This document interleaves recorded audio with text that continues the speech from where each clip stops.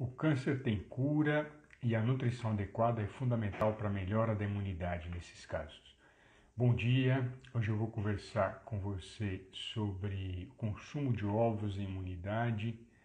Existem muitos mitos associados aos ovos de uma maneira errada, de uma maneira não científica, e a intenção é trazer um conteúdo que possa esclarecer muitas das dúvidas que as pessoas têm em relação a esse alimento. Então, me fizeram nas caixinhas de pergunta do Story questionamentos sobre quanto de ovo pode consumir de manhã, mas vou aproveitar para falar sobre o consumo de ovos durante o dia. Me perguntaram se existe diferença dos ovos de granja, ovos caipiras, ovos orgânicos, e também vou trazer esse assunto para conversar com vocês. A Pri, ela sempre fica me assessorando aqui, daqui a pouquinho ela vai colocar o título da live para eu fixar, e aí quem entrar no meio do caminho já vai saber o assunto que nós estamos falando. Então vamos começar com um pouquinho dos mitos, né, que surgiram sobre os ovos. De onde surgiu esse mito de que o ovo faz mal à saúde? Até mesmo quando eu fiz faculdade, que foi de 1999 a 2003, se falava muito que não podia consumir ovo, que o ovo aumentaria o colesterol, que o ovo é prejudicial à saúde. E esse mito surgiu exatamente na década de 50, no qual a gente teve um pesquisador muito conhecido no mundo, chamado Ancel Keys, americano. Ele era voltado à fisiologia, voltado a essa área de estudo do funcionamento do corpo, né, de maneira geral. E ele fez um estudo tendencioso, isso já é reconhecido há bastante tempo, no qual ele pegou países da Europa e outros do mundo, e nesses países que ele estudou, parecia que havia uma correlação entre gordura saturada e colesterol e infarto. E aí, a partir desse estudo, que foi tendencioso, um estudo fraco, um estudo cheio de falhas metodológicas, começou-se a divulgar bastante que quem comia bastante gordura saturada, comia bastante colesterol, ele tinha problemas de colesterol, tinha problemas de infarto, tinha problemas de derrame e assim por diante. O que é mais interessante desse estudo é que ele pegou só países que tinham um valor acentuado de doença cardiovascular e outros que não apresentavam esse resultado, ele excluiu do estudo. Assim é fácil, né? Você pega os dados que interessam para aquilo que você quer provar, isso não é ciência, isso daí não é religião, eu acredito em Deus. É uma seita, é uma linha que ele está querendo seguir, que é ruim, é péssimo para a ciência, né? E a partir disso ele começou a divulgar essas informações. Aí teve um presidente nos Estados Unidos, se eu não me engano, peço desculpa se eu estiver errando, era o Eisenhower, que ele teve infarto e ele entrou no suporte falando para ele que ele não poderia comer bacon, não poderia comer gordura, não poderia comer ovos. Até a capa da revista Times colocou que o ovo estava proibido, né, que é uma revista de grande impacto nos Estados Unidos, de grande circulação. E as pessoas começaram a criar esse mito sobre a gordura, esse medo sobre a gordura. Mais para frente viram que ele escolheu os países, porque se ele tivesse colocado mais 2, 3, nenhum resultado eles conseguiriam sobre o papel do infarto e da gordura saturada. E juntamente a essa história, a gente teve um grande investimento na indústria de alimentos, numa das principais universidades do mundo, que é a Universidade de Harvard. Ela recebeu milhões de dólares para ocultar informações de que o açúcar era o grande vilão para o infarto, o grande vilão para o AVC. Isso foi ocultado por pesquisadores. Isso se tornou midiático agora, depois do século XXI. Então, ou seja, a gente teve um poder gigante da indústria, um pesquisador extremamente tendencioso, a influência do presidente da República incentivando esse tipo de hábito. O presidente, no caso, eu não vejo como culpado, porque ele não tem como saber sobre a área de saúde, a função dele é outra. E a gente teve uma tendência de outros pesquisadores seguirem essa manada, seguirem essa linha de que se você comer o açúcar, de você comer a gordura saturada, você vai ter prejuízo à saúde. Foi daí que surgiu esse besterol de que o ovo faz mal à saúde, né? E contando isso e trazendo à luz para as pessoas de que o ovo não foi o vilão e não é o vilão da doença cardiovascular, aí eu vou começar trazendo um pouquinho das informações sobre o consumo dos ovos para que você possa ter uma alimentação saudável e possa melhorar a imunidade. O que tem acontecido e tem atrapalhado as pessoas de melhorar a imunidade, e eu tenho frisado isso sempre, é o consumo de proteína. Proteínas de origem animal, seja proteína do ovo, proteína do boi, proteína do carneiro, da cabra, se comêssemos capivara, né, fosse tão comum também da capivara e assim por diante.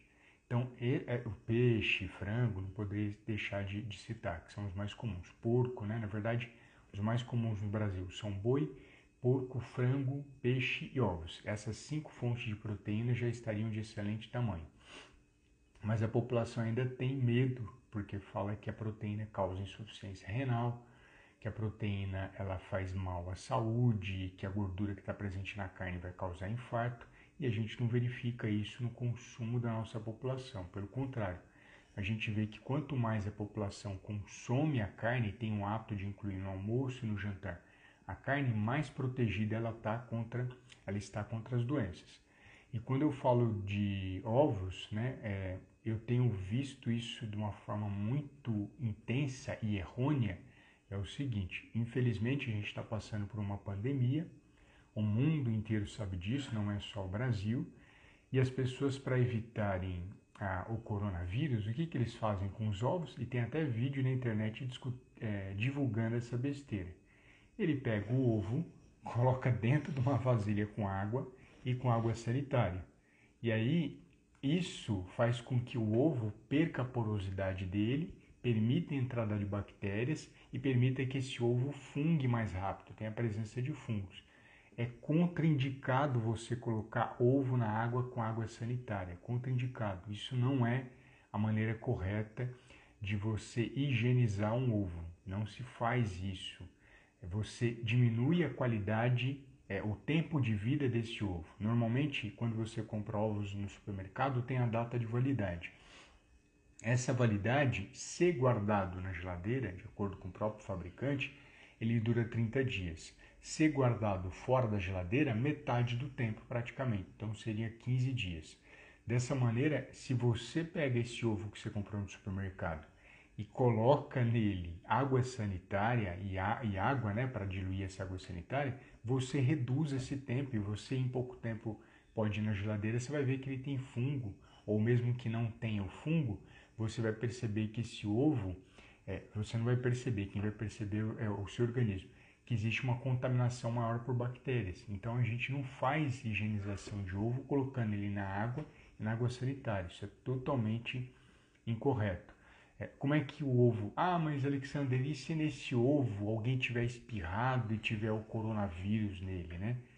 Normalmente os ovos estão tampados com uma película ou eles estão numa caixinha. Mas vamos supor, por algum motivo, alguma situação, você teve azar da pessoa ter aberto o ovo e ter espirrado e esse cara tinha coronavírus. Vamos pensar nisso. Você, quando vai sair de casa e vai trazer os alimentos, o primeiro cuidado que a gente tem é, se você pega em alguma superfície de alimento, evitar colocar no nariz e no olho. Se você, independente do ovo, pega um corrimão e põe o dedo no nariz e no olho, se tiver coronavírus, você vai se contaminar. Já começa o ponto dessa maneira. A segunda questão é, se você trouxe ovo e esse ovo estava contaminado pela casca, e você pegasse esse ovo e cheirasse o ovo, né, fizesse esse hábito de cheirar, que não é indicado, você teria chance desse vírus entrar, porque ele entra pelas vias aéreas. Então, se você comprou ovo no supermercado, não vai ficar cheirando o ovo. Não é o papel adequado para ver a qualidade do ovo. A gente tem outros recursos que eu vou mostrar para você, e o recurso de cheirar ovo não é indicado. O segundo ponto, se você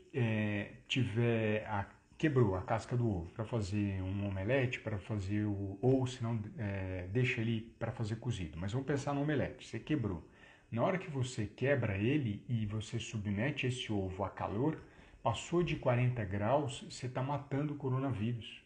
Como a gente deixa normalmente 15 minutos para você destruir a salmonela, né, que é uma bactéria que também pode estar lá dentro, você indiretamente vai fazer o quê? Você não vai ter nenhum tipo de vírus ou bactéria em volta daquela casca, que ela já chegou acima de 80 graus. Você passou de 70 graus, você destruiu o coronavírus.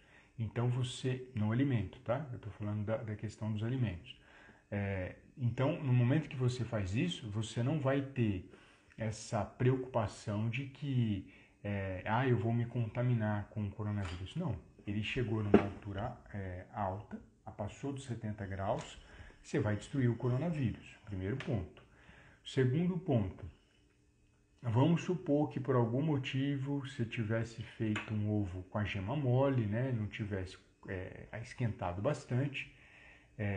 A gente sempre indica gema dura porque evita a contaminação com salmonela, mas por algum motivo você fez ele com a gema mole. Aí você pegou ele que está com a gema mole e pôs na boca. Se você pôr o ovo com coronavírus ou qualquer alimento com coronavírus na boca, o coronavírus é destruído pelo seu sistema digestório.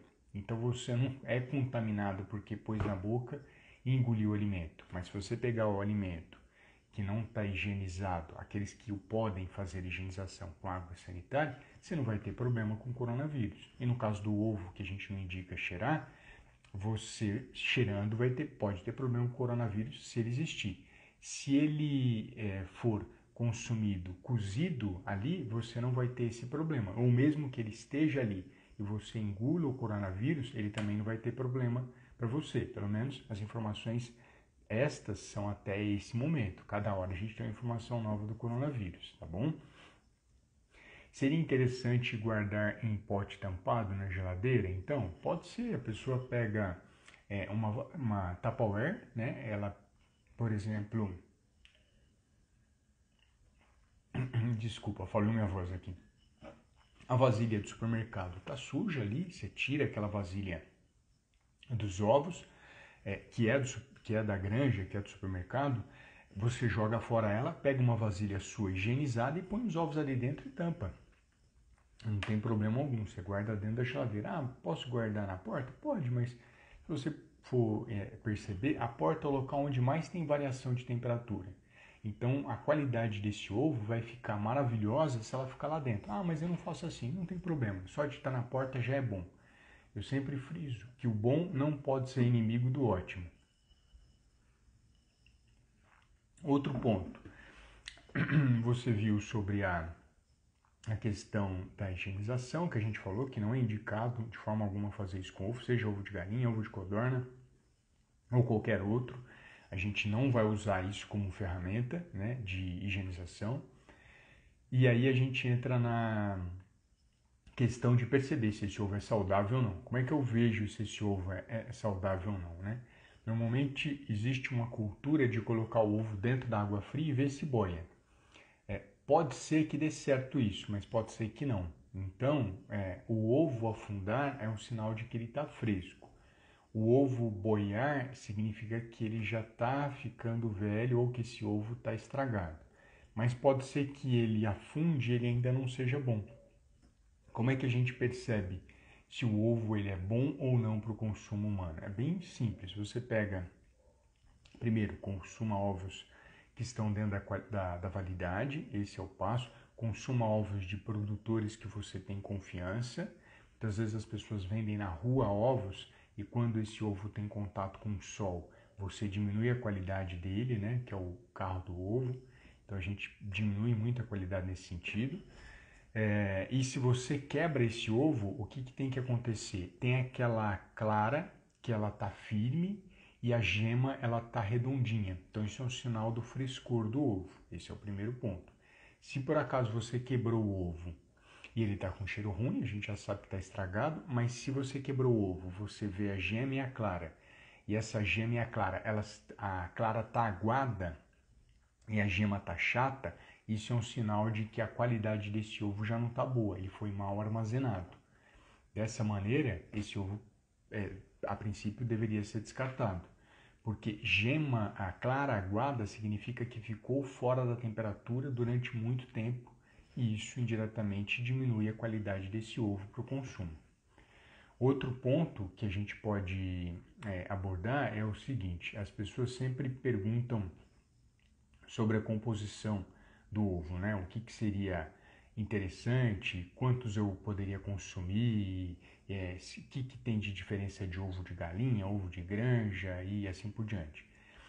O primeiro ponto que eu quero destacar são as cores dos ovos. As pessoas falam, se for ovo branco tem menos proteína, se for ovo da galinha garnizé, que é aquela de caipira, né? Ela tem, ele é bege, então ele é melhor. Não. Então, o primeiro ponto é fazer uma diferenciação. Tanto o ovo branco quanto o ovo bege podem ser de excelente qualidade. O que vai mudar é a forma que você cria essa galinha, que no caso vai ser o agricultor. Então, a casca do ovo não tem a ver com a nutrição do ovo, com a qualidade do ovo. A casca do ovo tem a ver com a raça da galinha. Da mesma forma que a gente tem uma galinha branca, outra galinha marrom, outra galinha de outras cores, cada raça vai ter uma postura de ovo com um tipo de cor. Não necessariamente uma galinha bege vai botar ovo bege também, não necessariamente. Não é essa regra que eu estou querendo trazer para vocês. Mas querendo trazer que diferentes raças de galinha põem diferentes cores de ovos. A mesma raça vai botar a mesma cor. E a mesma raça, ela pode botar ovos maiores ou menores. Né? Isso tem algumas influências da genética daquela galinha, tem influência da alimentação daquela galinha, da forma com que ela é criada. Dessa maneira, quando você, por algum motivo, vira um ovo que ele não tem casca, isso é comum, não é vendido em supermercado, ele nem chega, mas o ovo sem casca normalmente é comum para galinha jovem ou para galinha que não tem uma ração rica em cálcio e outros nutrientes. Então, dessa maneira, esse ovo ele fica, como é que eu posso dizer a você? Ele fica com aparência mole. A princípio a pessoa poderia consumir, não teria problemas, mas era necessário melhorar a alimentação dessa galinha. Assim como ovos de casca muito fina têm relação com a alimentação, ou quando a galinha fica muito velha, a tendência o ovo ele mudar essa composição da casca. Então, isso tem mais a ver com o manejo com que é feito o cuidado da postura desses ovos do que necessariamente a nutrição que tem dentro dele. Lembrando que a gente não indica quebrar a casca e colocar na alimentação, porque é extremamente pérfuro, cortante os pedacinhos da casca. Então você engole isso, a sua mucosa é agredida. A gente não indica você usar o pó do ovo para consumo humano, tá bom? Lembrando que o cálcio desse pó de ovo, ele tem uma baixíssima absorção. Então acho que esse é outro ponto importante a gente destacar. Eu destacar, né? Não a gente. Eu tenho mania de falar gente. A Pri tá falando aqui, ó, para explicar de novo, e ela até trouxe a informação, eu falei do branco, falei do bege, mas tem ovo verde, tem ovo azul, tem várias cores, isso é verdadeiro, depende da raça da galinha. A parte do ovo sem casca, existem galinhas, a galinha jovem ela não está aprendendo a formar a casca do ovo perfeitamente. É como tivesse toda aquela parte interna do ovo que não a casca. Então se você pegar o ovo e abrisse ele, você vai ver que tem uma pequena película ali dentro. Aquela pequena película vai ser a única que vai envolver a clara e a gema. Por que essa galinha não forma essa casca? Primeiro porque ela está jovem e segundo e principal motivo é a alimentação dela que é pobre em cálcio. Essa seria a questão. A terceira questão, em relação à qualidade dos ovos, é se é ovo de granja, ovo caipira e ovo orgânico. Primeiro ponto, não foi definido pelo Ministério da Agricultura diferença entre ovo de granja caipira e orgânico. Na verdade, existem dois grupos, o granja caipira e o ovo orgânico, porque não existe uma definição pelo Ministério da Agricultura para diferenciar. A gente sabe diferenciar o ovo tradicional, que seria caipira e de granja, do orgânico. O orgânico, ele vai ter um manejo orgânico, ele vai ter a clara dele, a gema dele é diferente por conta da alimentação, a composição do ovo orgânico é diferente por conta da alimentação. A gente sabe que tem mais ômega 9, que é a mesma gordura que tem no azeite. A gente sabe que tem um pouquinho mais de proteína do que no ovo tradicional. E esse ovo ele recebe uma certificação do Ministério da Agricultura e também de empresas que fazem a consultoria desse local. Eles fiscalizam para ver se elas seguem as normas do Ministério da Agricultura. Então, o que você tem nessa situação? Você tem um ovo que passou por um processo de auditoria, né? Seja uma auditoria de uma empresa paga ou não, existem várias. Na aula de orgânica eu falo mais sobre isso. E existe a fiscalização do Ministério da Agricultura.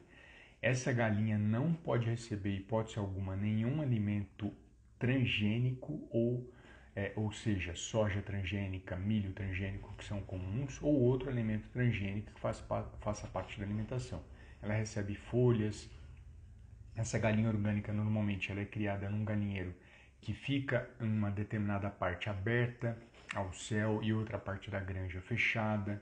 Então, ela tem essa característica de deixar essa galinha de forma mais natural. A gente até brinca, né, que essa galinha orgânica, ela tem são 20 galinhas para cada galo, porque se você deixa só galinha, elas ficam irritadas, uma começa a brigar com a outra, né? Bem interessante, eles colocam a cada 20 galinhas, colocam um galo para tornar o galinheiro mais calmo, menos estressado, né, que isso interfere na produção do ovo também. E esse ovo, para quem nunca experimentou orgânico, eu sugiro, tem várias empresas que fazem isso. E as empresas orgânicas, elas fazem uma impressão a laser na casca do ovo, escrevendo o nome da empresa e a data de validade daquele ovo. Então, se alguém tirasse um ovo de uma embalagem de ovo tradicional e trocasse, né?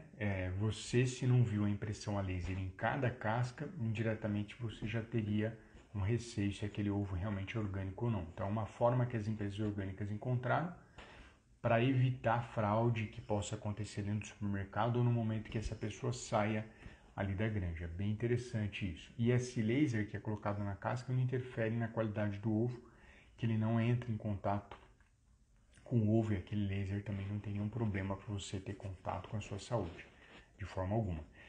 Já o de granja, né, que seria o extremo, essa galinha é criada fechada. Infelizmente, normalmente eles cortam o bico dela porque ela fica muito estressada lá dentro, então ela começa a se mutilar ou brigar com outras galinhas e ela vai botando vários ovos ali no dia. Diferente da galinha orgânica, que bota no máximo 2 ovos no dia, normalmente 1 ovo por dia. A galinha de granja é uma postura bem intensa.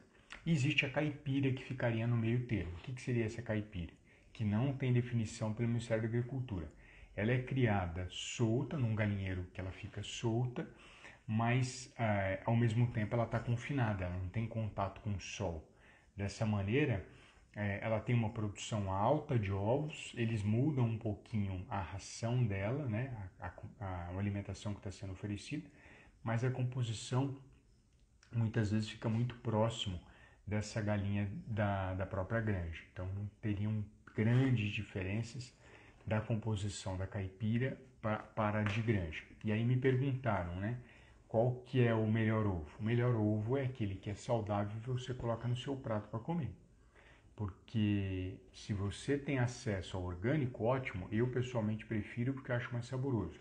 Mas quando eu não encontro orgânico ou quando eu estou na correria da semana, eu compro de granja mesmo, porque o ovo é um alimento de excelente qualidade, tanto de gordura quanto de proteína. Então, o que é mais importante é que, a minha sugestão é que as pessoas consumam ovos, seja orgânico ou de granja. Quando eu posso consumir orgânico, ele tem uma composição nutricional um pouco melhor, eu consumo ele. Mas quem consome o outro também é de excelente tamanho, é muito bom. Tá bom? Acho que essa diferenciação de granja e orgânico é bem importante a gente fazer para não criar uma supervalorização e um desprezo do outro alimento. Para a pessoa muitas vezes chegar e falar assim, não vou comer. E aí ela deixa de comer o ovo e começa a comer alimentos que são, infelizmente, né, vou usar o termo porcaria. Então esse é o primeiro passo que eu quero deixar bem claro, bem frisado para vocês. Outra questão bacana A Pri está fortalecendo aqui. Lembra que eu comentei que a galinha orgânica não come soja transgênica nem milho transgênico? E ela deixou aqui, ó, a alimentação da galinha orgânica não é transgênica. Nenhum alimento que é colocado para a galinha orgânica, né, que vai botar ovo orgânico, é transgênico. Nenhum. Existem outros alimentos transgênicos e não é colocado nenhum desses alimentos para essa galinha orgânica. A qualidade da alimentação dela é melhor, o ovo eu acho mais saboroso, o ovo tem uma gema mais bonita, então fica de oportunidade para que você possa conhecer e consumir. Tem em grandes supermercados, são vendidos, ou se você procurar feirasorgânicas.org.br, você encontra em todo o Brasil vários produtores de orgânicos certificados pelo Ministério da Agricultura que você pode ter acesso a essas informações.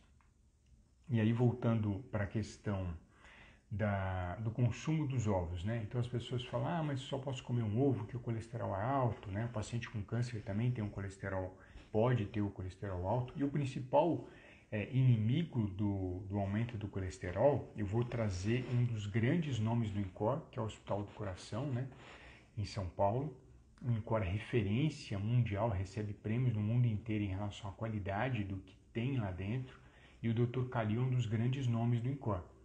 É um médico cardiologista, também vinculado ao Sírio-Libanês, e eu vou trazer uma fala dele, que é a experiência dele dentro do INCOR, não é a experiência do Alexander. O que eu via na literatura, ele repetiu para mim na fala dele. Ele falou o seguinte, uma das coisas mais difíceis de entrar aqui no INCOR em relação a infarto é a seguinte situação. É muito difícil, mas muito, muito, muito difícil entrar uma pessoa aqui infartando, que tenha peso saudável, infartando, que tenha alimentação saudável, que tenha atividade física regular, que não tenha hábito de fumar, não tenha hábito de beber e não tenha hipertensão. Você percebe quantos fatores de proteção essa pessoa tem? Olha que incrível. Peso saudável, alimentação saudável, atividade física regular, tem hábito de alimentação saudável eu já falei, né? Não tem hipertensão, não tem diabetes e não fuma. O mais raro que existe lá no hospital é isso. Entrar uma pessoa que tem essa característica, dificilmente ela vai infartar. Ou seja, os fatores associados ao infarto são comportamentais. Tem vários fatores associados. A alimentação é um fator importante, mas muitas vezes a pessoa esquece dos outros, né? Então é importante valorizar a promoção à saúde para que essa pessoa não desenvolva doença. E quando se fala da alimentação, os alimentos de forma geral ricos em carboidrato, açúcares, massas, bolos, esses sim têm gorduras e açúcares ruins para a saúde e fazem o colesterol aumentar. Diferente do consumo do ovo, que as pesquisas não têm mostrado isso. Infarto nem mesmo aumento do colesterol, mesmo ele tendo colesterol, porque a via de absorção desse colesterol para formar o colesterol ruim é diferente, não é matemática. Comer o colesterol vai aumentar o LDL, que é chamado de colesterol ruim. Então não funciona dessa maneira. Então a pessoa poderia consumir tranquilamente ovos durante o dia ou durante a semana, caso ela goste desse alimento. Tem pessoas que têm alergia a ovo, aí de hipótese alguma ela vai consumir. Tem pessoas que não gostam de ovo, então não vai consumir o ovo. A gente tem outros produtos carnes que vão ajudar a melhorar a imunidade. E aí me perguntaram quanto de ovo poderia consumir no café da manhã. Eu sempre friso que um ovo tem em torno de 13 gramas de proteína. Se você consome 2 ovos, você tem 26, que é praticamente a quantidade de proteína que tem num bife ou num filé de frango, que é a quantidade de proteína que a gente sugere por refeição. Então a pessoa poderia consumir tranquilamente, seja cozido, seja omelete ou com outras preparações, esse ovo, 2 ovos no café da manhã.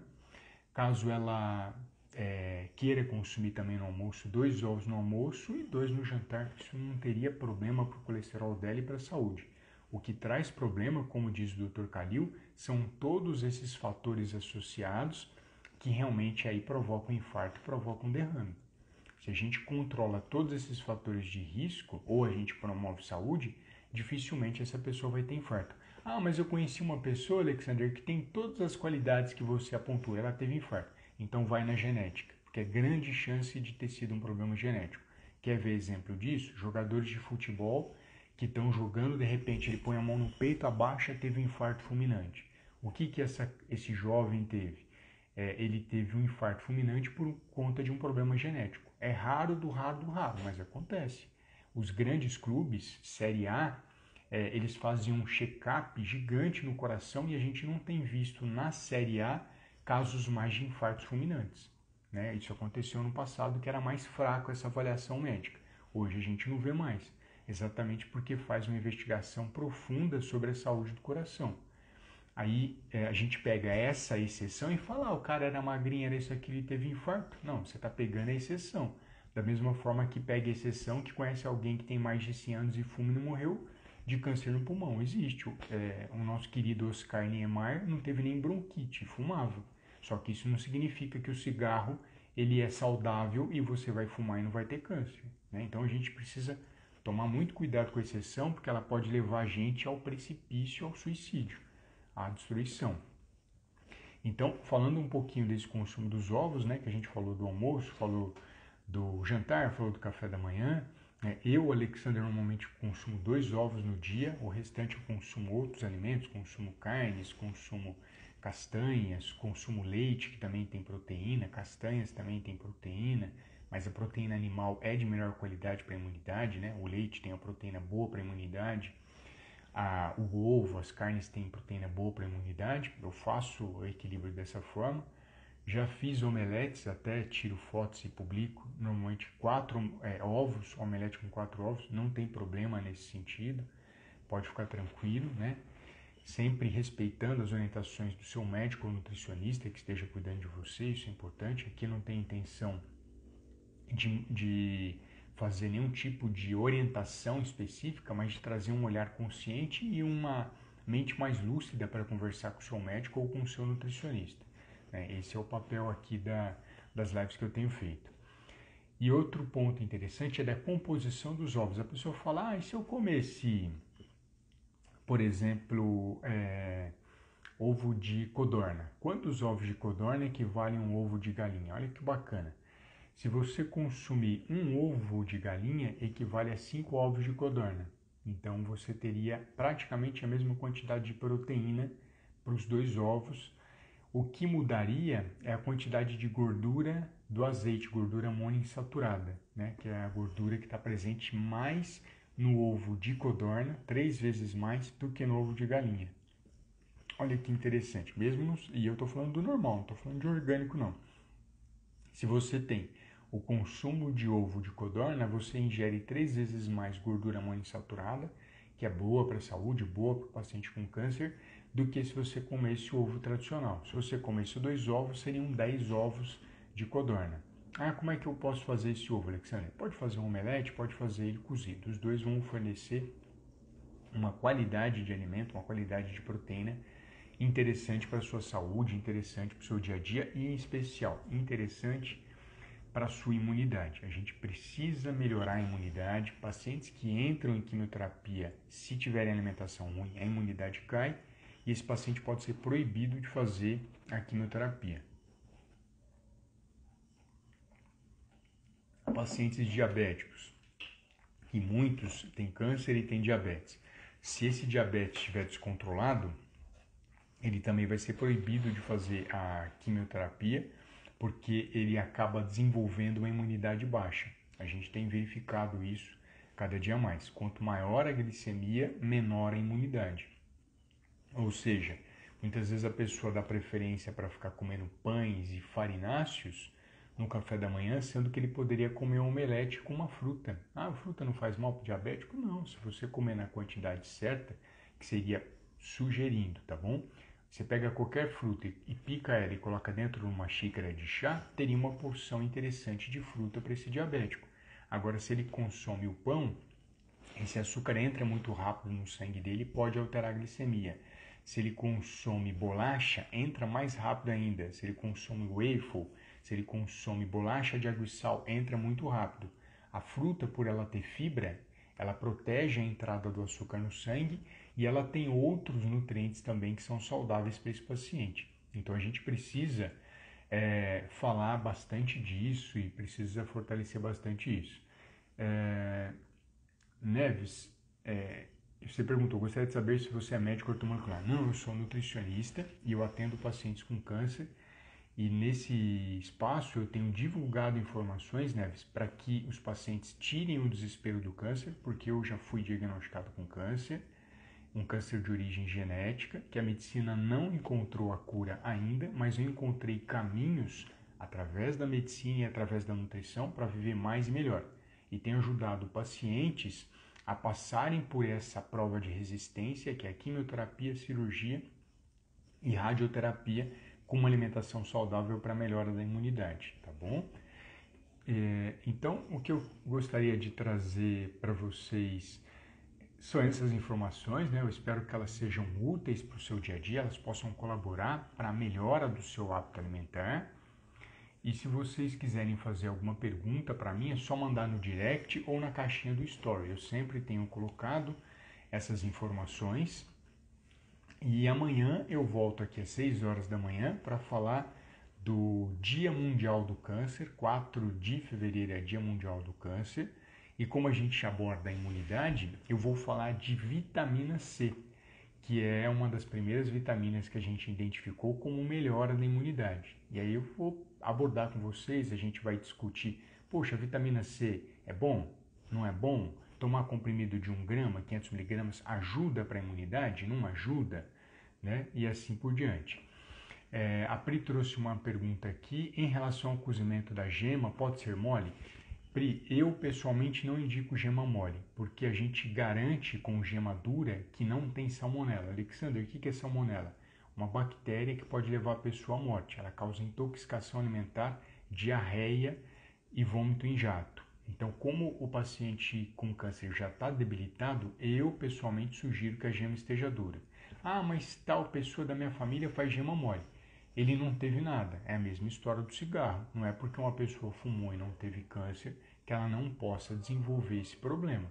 Pode ser que aquele grupo de ovos que ela consumiu não estava contaminado por salmonela, mas se ela comprar algum grupo de ovo que esteja contaminado, para ela ser internada no hospital por conta disso não custa nada. Então eu pessoalmente sempre falo da gema dura, tá bom? Conduta do Alexander. Dessa maneira, eu aproveito aqui para encerrar nossa live. Eu quero agradecer muito a presença de vocês aqui comigo. São vocês que trazem questionamentos, que fazem eu sair da zona do conforto e pensar em novas estratégias para cuidar da saúde. E assim que acabar essa live, eu vou deixar ela gravada. E aí eu peço que você coloque para mim o seu comentário. O que você aprendeu hoje comigo? O que você viu aqui que você não vê nas demais redes sociais ou com o famoso médico Dr. Google, tá bom? Um excelente dia para você.